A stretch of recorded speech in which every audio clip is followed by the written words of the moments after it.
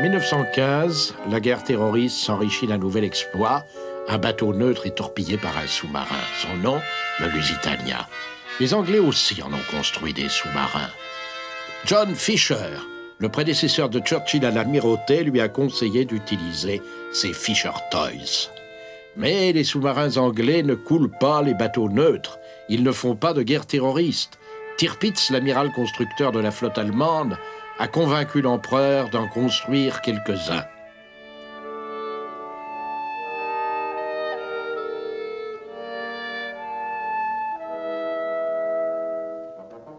Depuis 1900, les sous-marins sortent des usines Krupp.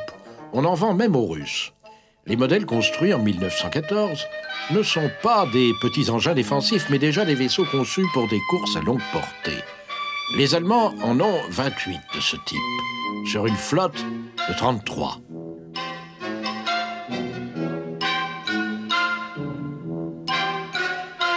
Les Anglais en ont 74, mais seulement 18 sont capables de s'éloigner des côtes.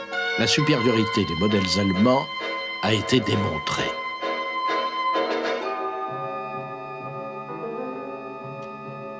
En septembre 1914, à U9, un sous-marin allemand a coulé 3 vieux croiseurs britanniques, la Bouquire, l'Ogg et le Crécy. Ça a été une émotion considérable à Londres. Le sous-marin les avait surpris au large de la côte hollandaise. La Bouquire avait coulé en 25 minutes. Ses compagnons de route s'étaient arrêtés pour recueillir les survivants. L'U9 avait de nouveau frappé. 1400 marins étaient morts. L'amirauté avait envoyé de nouveaux ordres. Aucun navire ne devait s'arrêter pour recueillir désormais des naufragés, qu'ils se débrouillent seuls.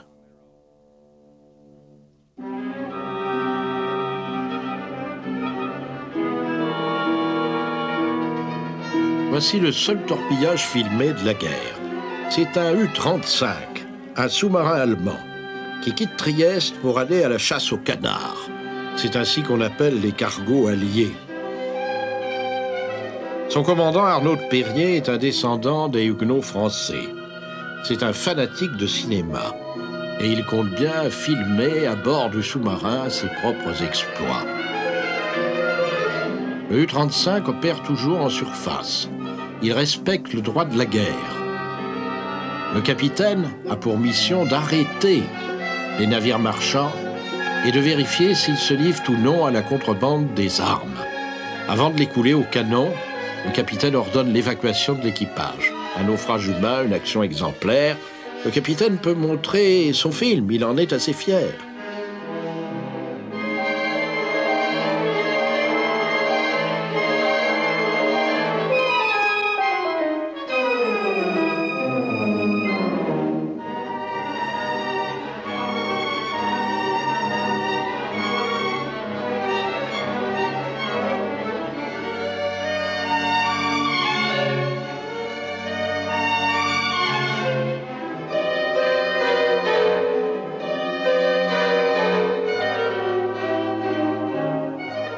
Les jours suivants, le commandant de Périer enregistre une série de succès. Il coule successivement le Maplewood, chargé de minerais de fer, qui allait de Tunis à Londres, l'India, chargé de charbon de Cardiff en Iran, et le Stromboli, transportant du fer de Baltimore à Gênes.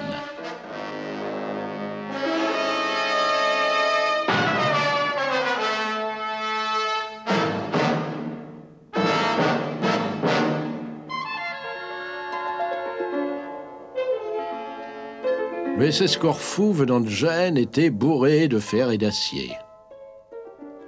Le SS Nantemore livrait à Gênes du blé américain. Le blé est une matière stratégique, c'est discutable. La dernière cible est un schooner à 3 mâts, le Miss Maurice, qui venait de Madagascar, avec une cargaison qui n'avait absolument rien de stratégique. C'était uniquement des tortues.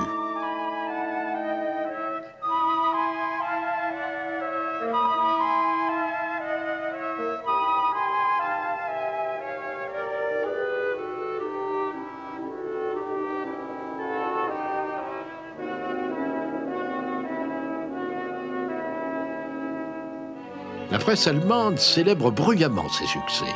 Elle les situe en mer du Nord, pas en Méditerranée, c'est bien plus glorieux. L'état-major allemand n'oublie jamais la propagande de guerre. Un problème se pose bientôt. Faut-il continuer à raisonner en surface, en prévenant l'équipage, ou bien couler les bateaux de commerce par des torpilles en naviguant sous l'eau, sans avertissement d'aucune sorte? Depuis octobre 1914, la flotte anglaise renforce le blocus de l'Allemagne dans le Channel et la mer du Nord. Le but est évidemment d'affamer l'ennemi, de l'empêcher de produire. Un tout petit couloir est réservé à la navigation des neutres. En février 1915, les Allemands répliquent et déclarent zone de guerre toutes les côtes des îles britanniques. Les navires marchands ennemis seront coulés sans avertissement. Les neutres sont en danger car les navires britanniques sont soupçonnés de naviguer sous pavillon neutre. Scandale! On admet l'idée de frapper un navire marchand désarmé et de ne pas secourir l'équipage. C'est du terrorisme. En Grande-Bretagne, on mesure le danger. Le pays peut résister à ce blocage sauvage pendant 3 mois au plus. Pourtant, l'action des sous-marins est décevante. En mai 1915, ils ont coulé seulement 51 des 15 000 navires qui entrent dans les ports anglais. La flotte des chalutiers passe au travers. Pas de victimes parmi eux.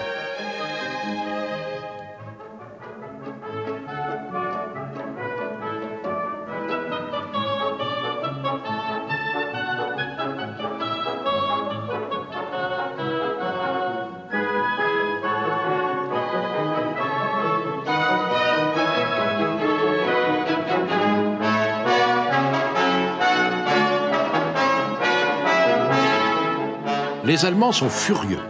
Le trafic commercial semble défier les raids sous-marins, alors que quelques navires marchands seulement peuvent défier les champs de mines britanniques qui longent les côtes allemandes.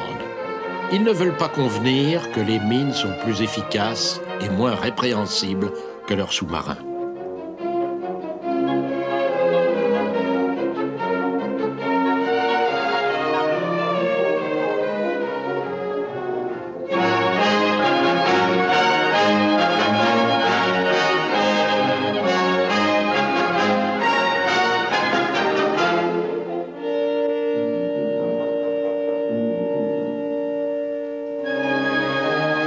En Allemagne, les effets du blocus sont vivement ressentis. On estime qu'avant 1 an, le pays connaîtra des émeutes dues à la famine et des scènes de pillage des stocks militaires, peut-être même des mutineries.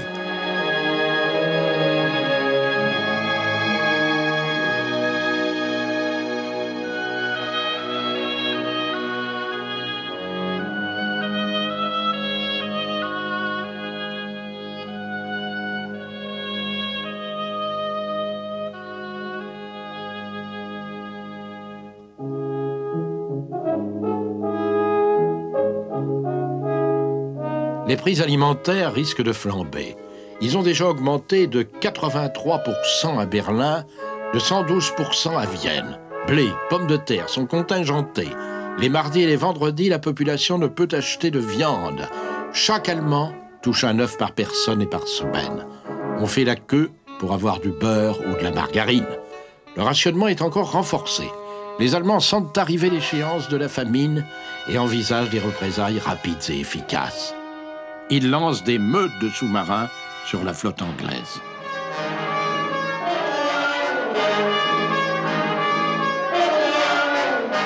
Quand tombe l'ordre allemand de guerre totale, les neutres, et particulièrement les États-Unis, sont indignés. Ainsi, on pourra torpiller les navires marchands sans sommation. C'est une violation des lois de La Haye que tous les pays civilisés ont acceptées, y compris l'Allemagne. Des lois qui humanisaient la guerre. Les Allemands prétendent que les neutres seront épargnés. Le Lusitania n'est pas un bateau neutre, il bat pavillon britannique. C'est l'orgueil de la Cunard White Star Line. Il a été lancé en Écosse sur les chantiers de la Clyde en 1907. Il pèse 30 000 tonnes et pousse ses machines à 25 nœuds à l'heure. Il a battu le record de vitesse sur l'Atlantique, détenu précédemment par un paquebot allemand, le Deutschland. Le Lusitania est doté de machines d'une puissance très supérieure. Il a pris le ruban bleu aisément en 1907. Il a parcouru la distance de Queenstown en Irlande jusqu'à New York en 4 jours et demi. Pour cette époque, et sur la distance, c'est un record. C'est une des merveilles du XXe siècle, le comble du luxe, un palace flottant, décoré, flamboyant selon le goût de l'époque. Un pesant chef-d'œuvre subventionné par le gouvernement, resplendissant de chrome, d'acajou, de lourdes draperies de velours, d'ascenseurs, de cabines téléphoniques, d'appliques électriques dans les cabines, d'un début d'air conditionné. La salle à manger des premières est du pur Louis XVI, surmontée d'un dôme où batifolent les muses peintes. La chaufferie a une capacité de 7000 tonnes, avec 25 chaudières et des nouvelles turbines à vapeur. Sur le pont, le capitaine William Turner, 59 ans, ce loup de mer en fin de carrière commande le plus fantastique, le plus rapide et le plus sûr bateau du monde, l'incoulable Lusitania.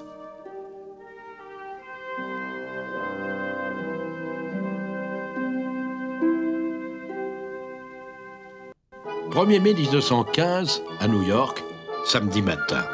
Dans les journaux, on peut lire l'annonce du film de Griffith qui vient de sortir, Naissance d'une nation. Les grands magasins Bloomingdale font de la réclame pour la canne de marche Prince de Galles ou pour les pianolas. Une petite annonce attire l'attention. Elle émane de l'ambassade d'Allemagne. Elle avertit le public américain que les navires battant pavillon anglais peuvent être coulés sans avertissement. Les voyageurs doivent prendre leurs risques. En soi, l'annonce est scandaleuse. Elle condamne les voyageurs américains à voyager exclusivement sous leur pavillon, alors qu'ils ne sont pas en guerre et qu'ils ont le choix des navires.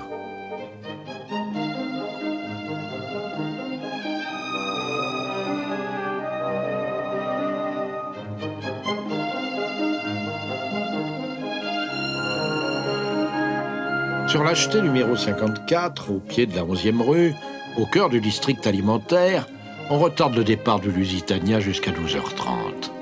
1300 passagers s'impatientent. Parmi eux, 129 enfants sans compter les 700 marins. Les passagers de première classe ont payé $137. Quelques-uns seulement ont annulé. Le capitaine Turner affecte de mépriser la menace allemande. C'est, dit-il, la plus belle plaisanterie que j'ai entendue depuis longtemps. Il a tout à fait confiance dans son navire. Sur l'hélice de la cargaison, le seul indice de contrebande, 4200 caisses de munitions pour armes individuelles. Un bruit court, le navire transporterait $6 millions en barres. Le manifeste ne le mentionne pas. Autre rumeur, le navire serait armé. Les Britanniques démentent. Le receveur du port de New York qui visite le navire avant son appareillage dément à son tour. 159 citoyens américains sont à bord. Parmi eux, le philosophe Albert Hubbard et sa femme Alice, le célèbre producteur Charles Frohman, le propriétaire d'une écurie de course, Vanderbilt, 100 fois millionnaire, qui va visiter ses écuries londoniennes. On largue les amarres. L'orchestre du bord joue Tipperary et le Star Spangled Banner avec les chœurs des Royal Welsh.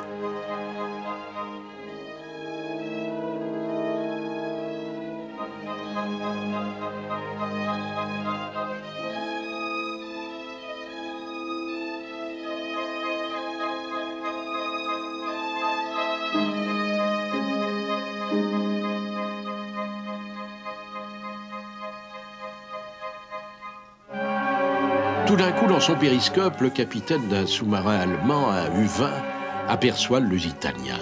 Le Lusitania n'y prend pas garde. Il n'a aucun navire d'accompagnement pour le prévenir.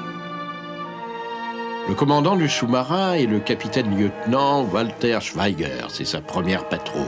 Il vient de couler 3 navires en 48 heures et il lui reste seulement 3 torpilles.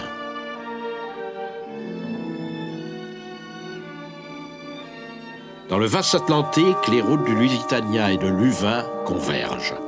Le capitaine Turner a reçu l'ordre de zigzaguer. Il y répugne. Il ne veut pas effrayer les passagers, dit-il. Il vient de recevoir enfin l'information que 2 U-boats croisaient dans les parages. Il réduit cependant sa vitesse à 18 nœuds pour profiter des courants porteurs. À 2 heures, le 7 mai 1915, Schweiger aperçoit une forme noire, il plonge. La masse du bateau tourne.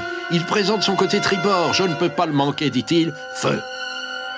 La torpille éclate dans la chambre des chaudières. En 18 minutes, le Lusitania coule par 3000 pieds de fond, à 8000 de la côte irlandaise.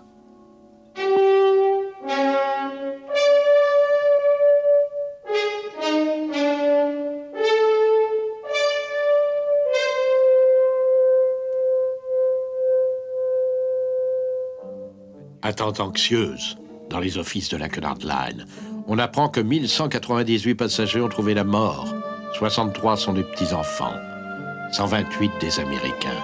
C'est la première fois que des civils américains sont victimes de la guerre.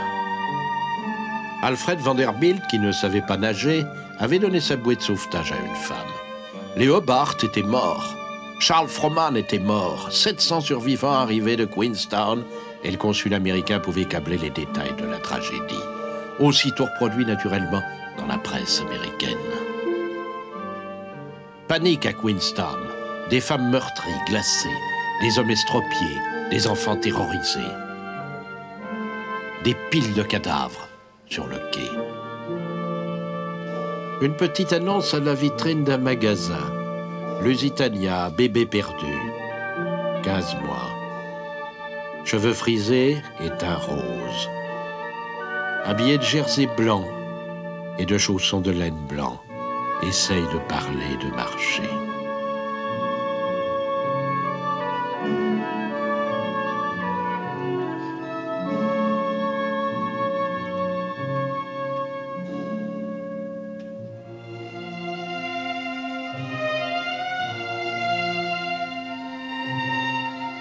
Le capitaine Turner est parmi les survivants. Il croyait être le dernier à avoir abandonné le bord. Il avait quitté la passerelle, plongé dans l'eau lorsque la proue émergeait au-dessus de l'abîme.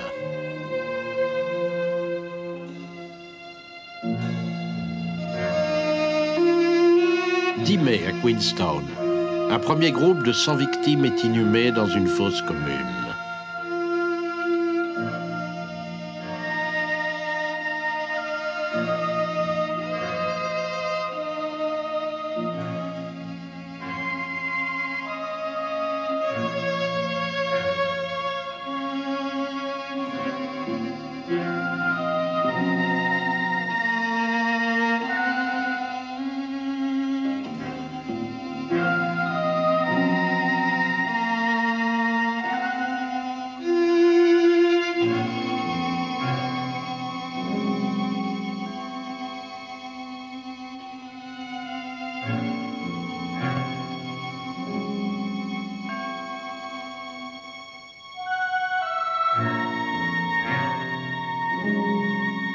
Aux États-Unis, l'opinion est en état de choc. Le New York Sun affirme que le pays n'a pas été victime d'une telle folie criminelle depuis la perte du cuirassé le Maine en 1898. Le New York Times, habituellement réservé, déclare « Ce n'est pas la guerre, c'est du crime ». L'enquête innocente, la Cunard et le capitaine Turner. Celui-ci accuse l'amirauté. On aurait dû, dit-il, l'escorter. Churchill répond « Pas question de détacher des destroyers pour protéger des paquebots ». À Londres, une procession funèbre exhibe la maquette du bateau.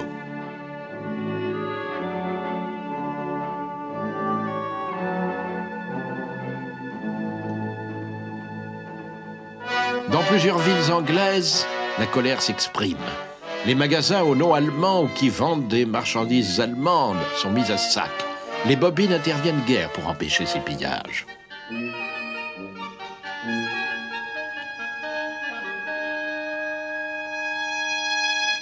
En Allemagne, on édite une carte postale qui représente le Lusitania et l'amiral von Tirpitz comme si le torpillage du paquebot était une victoire personnelle de l'amiral allemand. Mais l'empereur n'est pas à l'aise.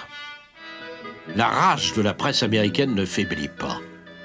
Un Allemand d'Amérique est arrêté pour parjure parce qu'il a affirmé à la cour qu'il avait vu des canons sur le Lusitania. Il écope de 18 mois de prison.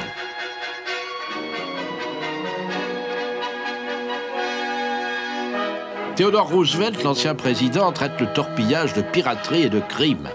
Wilson, le président en exercice, bombarde Berlin de notes, exigeant que les citoyens américains en mer soient respectés.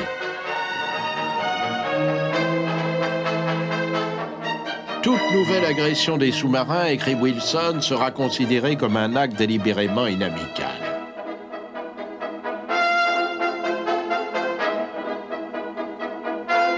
Teddy Roosevelt estime cette réaction beaucoup trop faible, et le secrétaire d'État, Bryan, l'estime au contraire trop forte.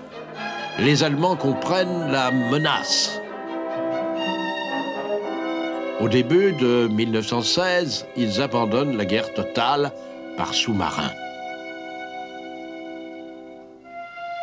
Ils ont décidé d'employer sur le front de l'Ouest une autre forme de guerre terroriste, l'anéantissement par les gaz et les canons lourds. Après la terreur sur mer, le Kaiser prépare la terreur à Verdun.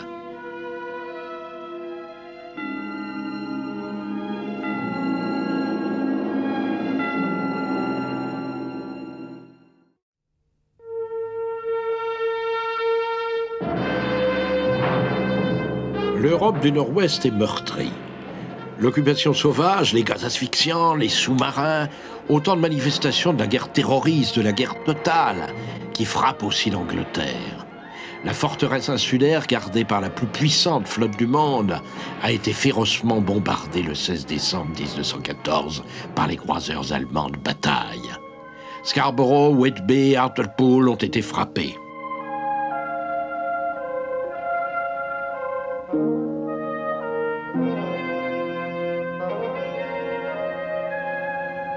« 106 civils, 15 enfants massacrés au canon de marine. Le pays est choqué. Le défi allemand frappe à la porte de l'Angleterre. Jamais le Royaume-Uni n'avait été victime dans le passé d'une attaque aussi sauvage. L'opinion publique exige des représailles sévères sur les ports allemands. L'amirauté médite sa réponse. Elle veut frapper non pas les civils, mais les troupes du Kaiser. Elle veut frapper quelque part sur les côtes du Danemark, au large du Jutland.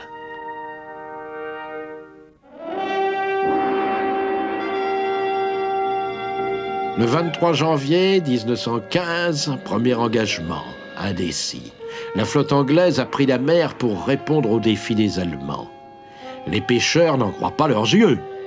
Les cuirassés lourds, les dreadnoughts, vont débusquer l'ennemi dans des parages où l'on ne s'attend pas à une bataille navale. Certes pas.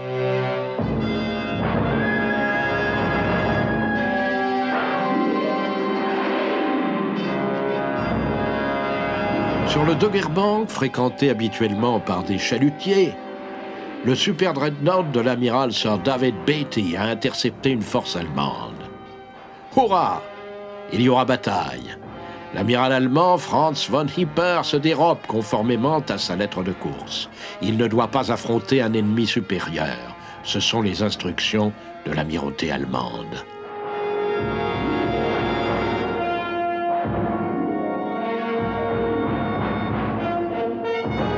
Les Anglais sont plus rapides et mieux armés. Ils coulent le plus cher, mais reçoivent eux-mêmes des coups et perdent l'ennemi dans le brouillard. Beatty est proclamé vainqueur, mais l'amirauté a des doutes sur la portée de cette victoire, qui n'est nullement décisive. Les Allemands peuvent faire du mal. De retour à Wilhelmshaven, von Hipper reçoit l'ordre de garder sa force intacte, plus que jamais. Il faut attendre que l'ennemi prenne l'initiative et ne pas rechercher l'engagement, lui dit-on. Les marins de la Kriegsmarine passent leur temps à répéter les grandes manœuvres et à laver le pont. L'ennemi attaquera bien un jour ou l'autre.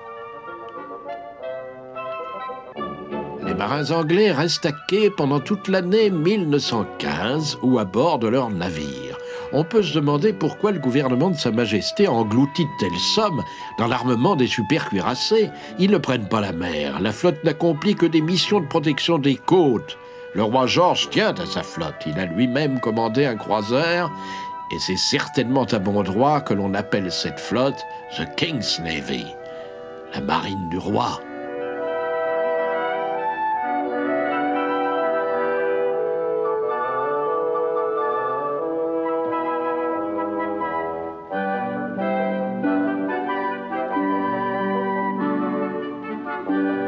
La caste sociale de la marine est commandée par l'amiral Sir Roslin Westerwims, de vieille noblesse écossaise. Beatty est un roturier, marié à une riche américaine. Le commandant de la flotte, Sir John Jellicoe, pense après l'incident du Dogger Bank que la flotte est victime de ses traditions. On peut imaginer de nouvelles tactiques, dit-il, de nouvelles méthodes. Il n'est plus question de grandes batailles navales, comme dans la tradition de la Royal Navy. Il faut prévoir et prévenir les attaques des sous-marins. Il ne faut pas les mépriser. Il est essentiel d'imaginer des parades à la guerre sous-marine. L'une des plus sophistiquées, sinon des plus efficaces, est celle des Q-boats. Ces bateaux se présentent comme d'inoffensifs cargos. Ils attirent l'ennemi en surface et démasquent alors leurs canons pour le couler. Ces bateaux pièges sont redoutables et surprennent, au début du moins, les commandants des U-boats qui imaginent immédiatement des parades.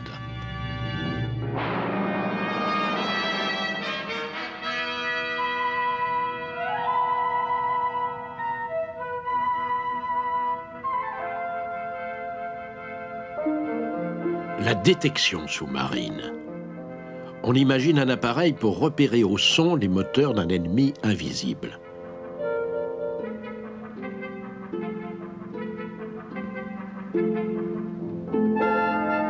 À la fin de 1915, après l'affaire du Lusitania, les sous-marins allemands ont reçu une mission nouvelle. Attaquer les navires de guerre de la Royal Navy. Désormais, la grande flotte est en danger. Les Allemands veulent rompre en force l'encerclement du blocus naval. Ils connaissent toutes les bases d'opération de la Navy. Celle de Jellicoe, au nord. Celle de Beatty, et aussi la base de Douvres, d'où partent les patrouilleurs et les mouilleurs de mines dans le Channel. La flotte allemande de haute mer ne sort pas, ne risque rien. Elle se cache dans ses mouillages à l'épreuve des mines. Mais ses U-boats peuvent sortir. Et les zeppelins peuvent décoller. Ils peuvent attaquer à la bombe les navires de guerre. En un jour, ils peuvent atteindre Londres, Hull, Yarmouth. Une fois de plus, les villes britanniques sont à la merci des raids terroristes allemands. Après l'attaque maritime, voici le raid aérien.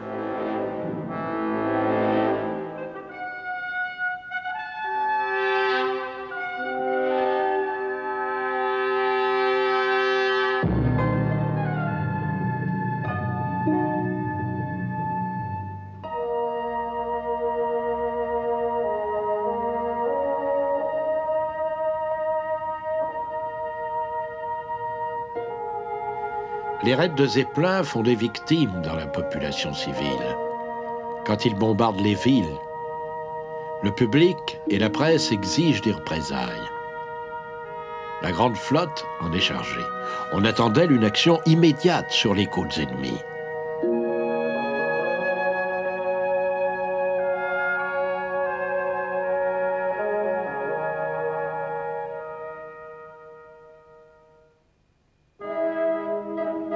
Depuis le début de 1915, l'amiral s'active.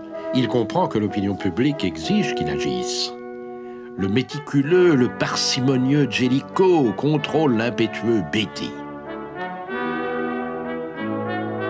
Il est convenu que Beatty partira seul pour jouer le rôle d'appelant, pendant que Jellicoe portera le gros de la flotte sur les côtes danoises. Des hydravions bombarderont les bases de Zeppelin. Si les navires allemands sortent, la bataille sera décisive.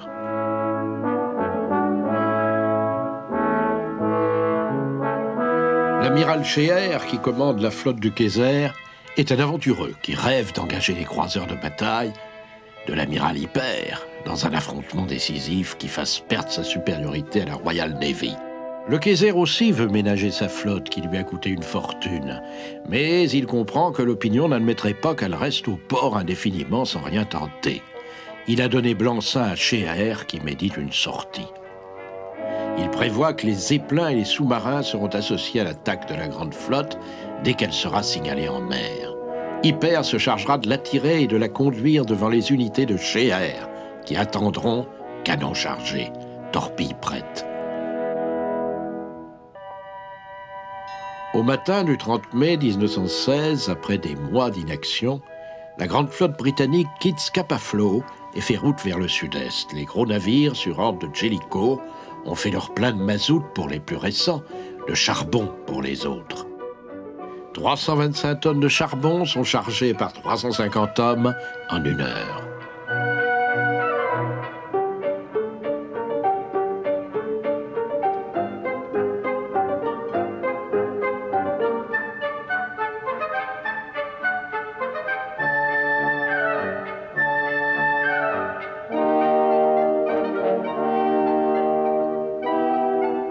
Jellicoe a dû avancer ses plans parce qu'il a reçu l'information que la grande flotte allemande s'apprêtait à appareiller. L'ordre a été intercepté et décodé par les services d'intelligence navale britanniques. En réalité, les Allemands ont émis des messages pour pousser Beatty à sortir. Mais ils ne pensaient pas que la flotte tout entière allait suivre Beatty. 24 super dreadnoughts ont pris la mer avec des croiseurs de bataille, des croiseurs légers et lourds, des destroyers en grand nombre. 152 navires obéissant aux ordres des amiraux Beatty et Jellicoe. Une grande bataille navale se prépare.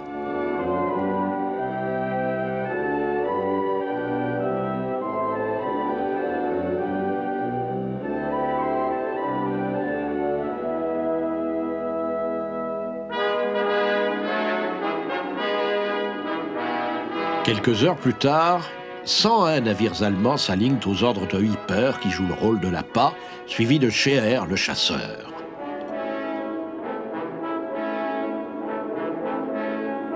Le 31 mai 1916, les deux grandes flottes écument la mer du Nord.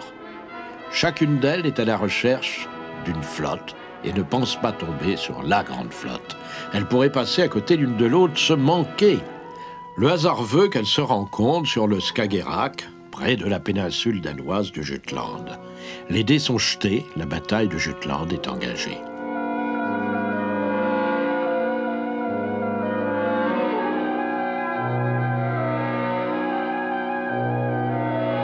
« 2h20, l'heure du destin. Un vapeur neutre apparaît devant la flotte allemande. Dans les jumelles d'un capitaine allemand, c'est un vapeur danois appelé le Fjord. 2 destroyers l'accostent, envoient une chaloupe pour faire une visite de contrôle.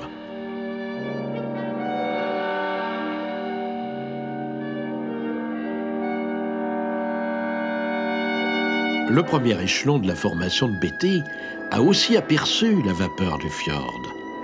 Les croiseurs légers s'avancent en reconnaissance. Ils sont accueillis par les canons allemands.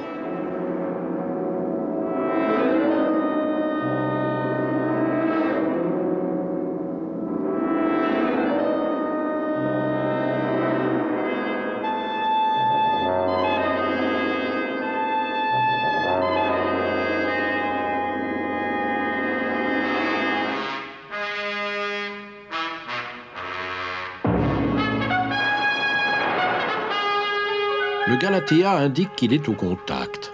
Beatty et Hipper font ranger leur flotte en ordre de bataille.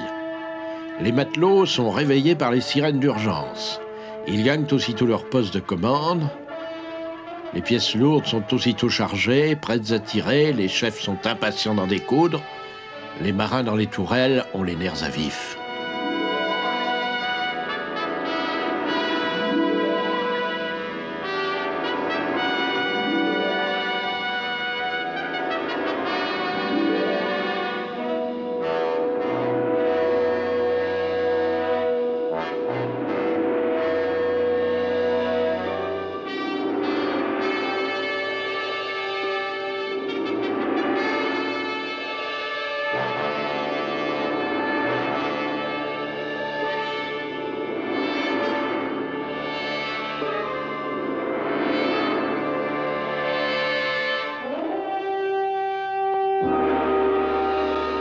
Derrière Beatty, l'amiral Jellicoe s'approche en poussant les machines.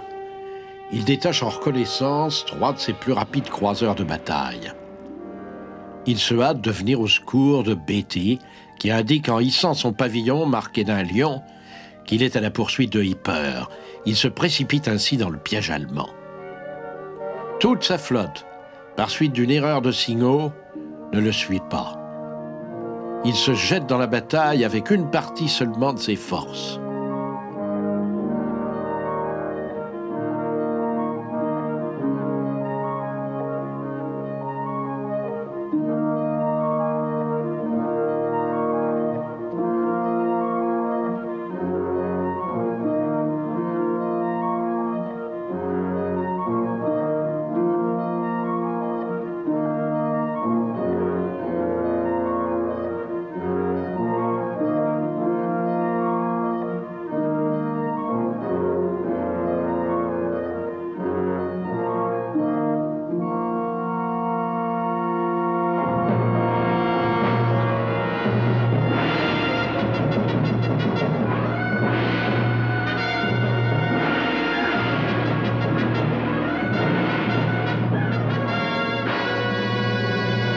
Beatty avance vers le sud, droit sur le piège allemand. Quand il reçoit un message d'un de ses destroyers d'approche, la flotte de bataille allemande est sur lui. Il s'agit des unités de Scheer qui chargent déjà les canons.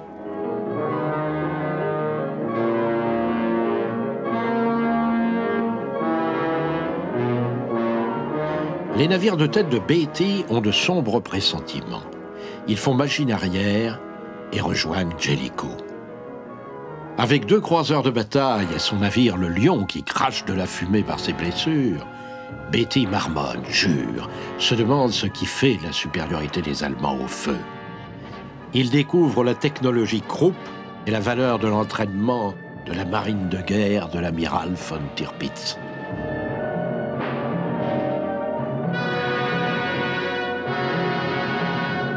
Tard dans l'après-midi, une force nouvelle rejoint la bataille. C'est l'avant-garde envoyée par Jellicoe au secours de Beatty.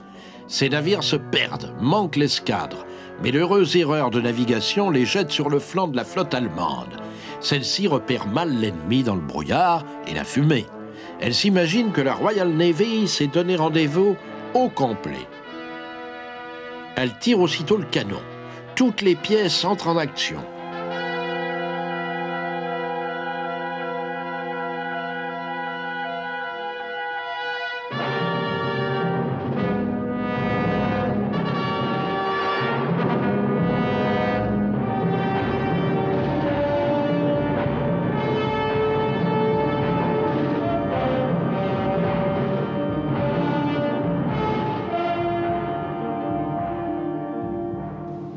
Les croiseurs de bataille de Jellicoe ont accroché l'ennemi.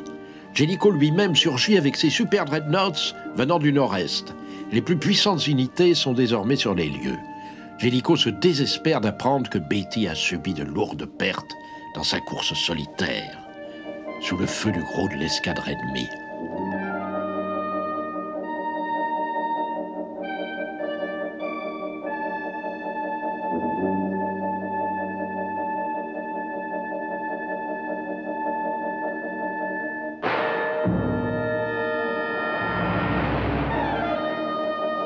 Alors commence le spectacle unique du déploiement de la grande flotte. Il est gêné par Beatty qui manœuvre gauchement, se plaçant entre Jellicoe et l'ennemi. La fumée de ses navires empêche l'amiral d'observer les Allemands. Il envoie à Beatty un message excédé. Mais où est donc la flotte ennemie ?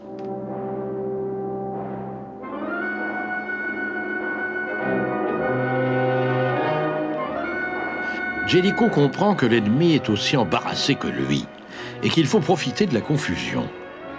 À 2 reprises, prenant avantage de sa vitesse supérieure, Jellicoe lance ses plus lourdes unités à travers les rangs ennemis, les super dreadnoughts, orgueil de la flotte britannique. Il trace une sorte de lacet, de nœud coulant, autour de la flotte ennemie qui doit ainsi se trouver nécessairement prise dans un piège, dans une nasse. Pour éviter le désastre, l'amiral Scheer ordonne à tous ses navires de tourner de 180 degrés vers tribord.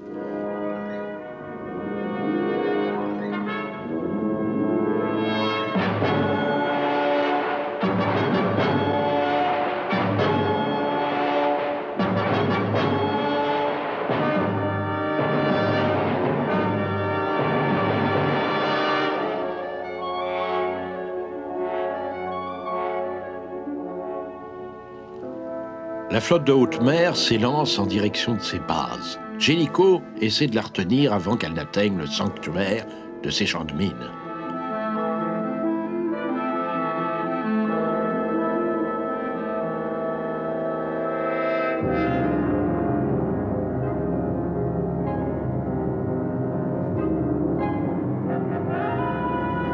Avec le soleil couchant dans le dos, aveuglant les viseurs des canons allemands, les Anglais se préparent au combat à mort.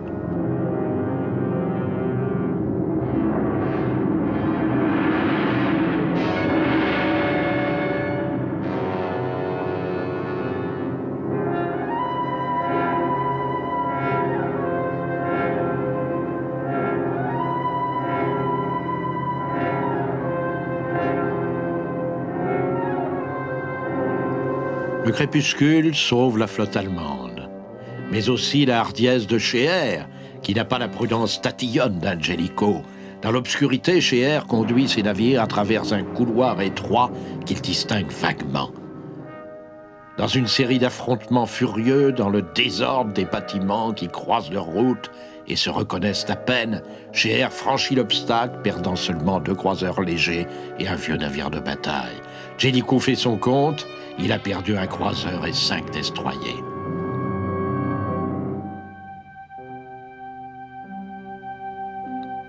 Au matin du 1er juin 1916, les navires britanniques découvrent que la mer est vide. Scheer fait déjà son rapport au Kaiser. La supériorité britannique n'existe plus. La Royal Navy s'est définitivement retirée de la guerre.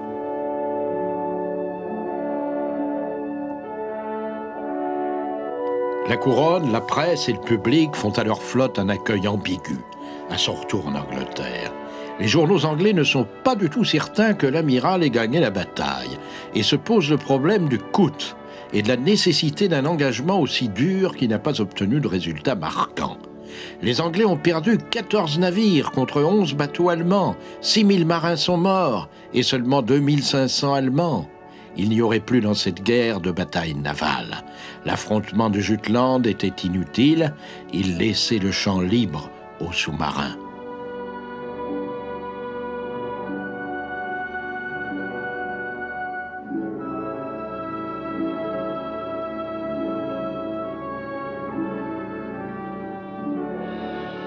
Non seulement il laissait le champ libre aux sous-marins, mais il n'avait pas remporté la bataille décisive qui devait interdire la mer aux escadres de l'amiral von Tirpitz.